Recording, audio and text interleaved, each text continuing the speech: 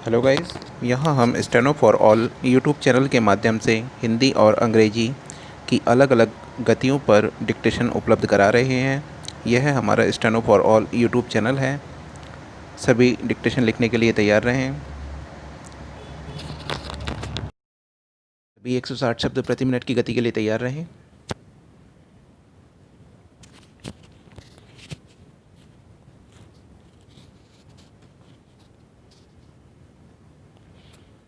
यह सोचना चाहिए कि हम देश को आगे बढ़ाने का प्रयत्न करें। कानून पास कर देने से कुछ होने वाला नहीं है। इससे आप इंसान को ईमानदार नहीं बना सकते।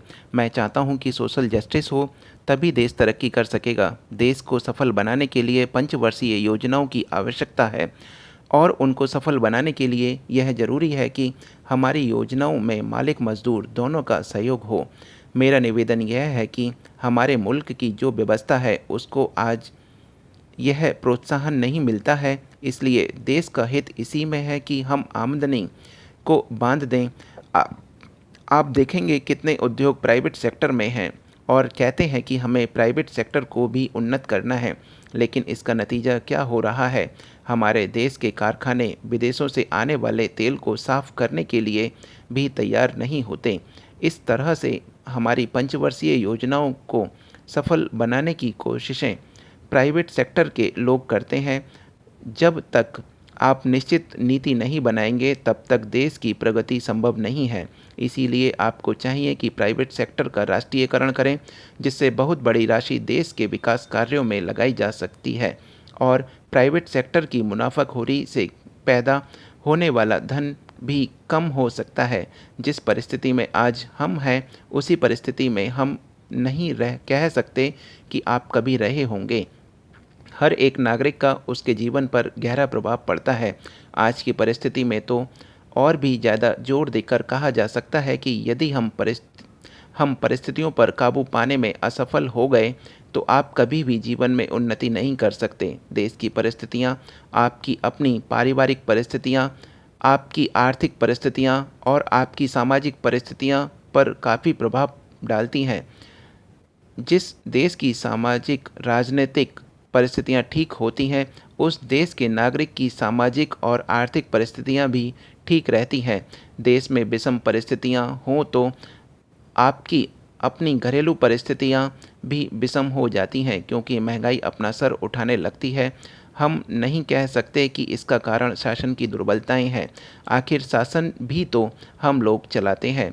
जब हमें यह कहा कि देश में महंगाई बढ़ रही है तो कुछ असामाजिक तत्व अथवा व्यवसायी जीवन की आवश्यक सामग्री जुटाने में लग जाते हैं। वे यह नहीं सोचते कि इसका क्या असर हमारे देश के लोगों की आर्थिक परिस्थिति पर पड़ेगा।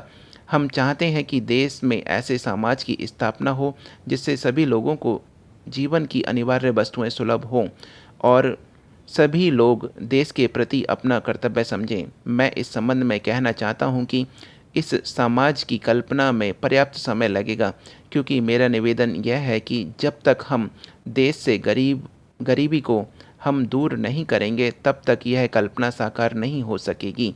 देश से गरीबी तभी दूर हो सकेगी जबकि जमाखोरी, मुनाफाखोरी जैसी प्रवृत्तियां खत्म हो जाएं। ये आदतें तभी खत्म हो सकती हैं जबकि हर एक नागरिक देश के प्रति अपना उत्तरदायी समझे। मेरा आपसे निवेदन यह है कि आप जीवन के किसी भी क्षेत्र को देख लीजिए, हर एक स्थान पर अधिकतर व्यक्ति अपने जीवन के स्वार्थ को ध्यान में रखकर ही काम करते हैं। उनकी आदतें इतने वर्षों की स्वतंत्रता के बाद भी नहीं बदली हैं। मेरा यह निवेदन है कि जब तक नागरिक अपने मूल कर्तव्यों को नहीं समझेंगे तब तक समाजवादी समाज का निर्माण संभव नहीं है। मैं यह निवेदन करूंगा, इस दिशा में पग उठाए जाने चाहिए और शिक्षा के लिए ऐसे पाठ्यक्रम तैयार किए जाएं जिनके द्वारा शिक्षा ग्रहण करने के पश्चात हमारे देश के नवयुवक और नवयुवतियाँ देश के प्रति, समाज के प्रति और अपने परिवार के प्रति अपने कर्तव्य एवं अपनी जिम्मेदारियों का अनुभव करें। ऐसा करने पर ही मैं समझता हूँ कि हम एक आदर्श समाज की स्थापना करने में सफल हो सकेंगे, जो विषमताओं से दूर होगा और राष्ट्र निर्माण में भी सहायक होगा। मेरा निवेदन यह है कि सभी नागरिकों को राष्ट्र निर्माण को अपना लक्ष्य समझना चाहिए। सदियों से हमारे देश की यही परंपरा रही है और राष्ट्र प्रेम तथा राष्ट्रभक्ति की भावना से इस देश में नागरिक ओतप्रोत है। मुझे इस बात का हर्ष है कि भारत में हर राज्य में स्वाधीनता सेनानियों की प्रशंसा की गई है और उनको उचित सम्मान भी दिया गया है, किंतु मुझे इस बात की निराशा है कि कई व्यक्ति हरिजन और आदिवासी क्षेत्रों में अभी भी ऐसे पड़े हैं जिन्होंने देश की सेवा की है।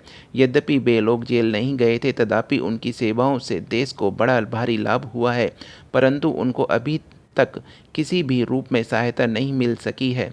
मैं समझता हूँ कि और मुझे इस बात की चिंता है कि ऐसे लोगों की उदारतापूर्वक सहायता करनी चाहिए। समाप्त।